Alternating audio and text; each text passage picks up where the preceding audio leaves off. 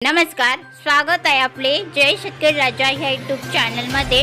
जळगाव कृषी उत्पन्न बाजार समितीमध्ये पांढऱ्या कांद्याची आवक घटली व जिल्ह्यात 1200 शेतकऱ्यांचे अवकाळी पावसाने मोठे नुकसान झाले।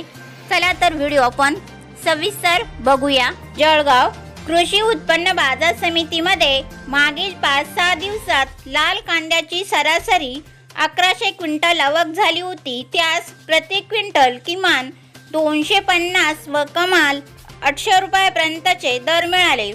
पांढऱ्या कांद्याची आवक कमी झाली व ती प्रतिदिन 200 क्विंटलवर आली।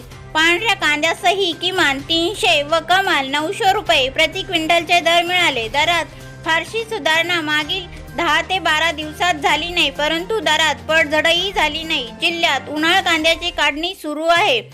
चोपडा, पाचोरा, जळगाव, यावल, चाळीसगाव भागात काढणी सुरू आहे। काही शेतकरी काढणी करून लागीच कांदा विक्रीसाठी बाजारात आणत आहेत।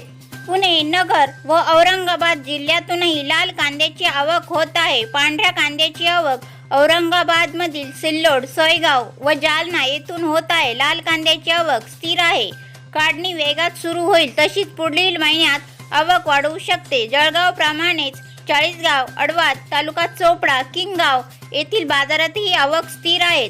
उन्हाळ कांद्याची लागवड जिल्ह्यात कमी झाली, यामुळे पुढेही आवक प्रतिदिन 2500 क्विंटलपेक्षा अधिक राहणार नाही असा अंदाज आहे। पुणे नगर भागात कांद्याची आवक आणखीन 15 ते 20 दिवस सुरू राहील।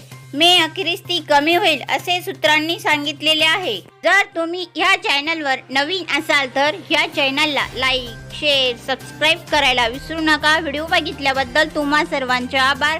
भेटूया पुढील व्हिडिओमध्ये, तोपर्यंत नमस्कार।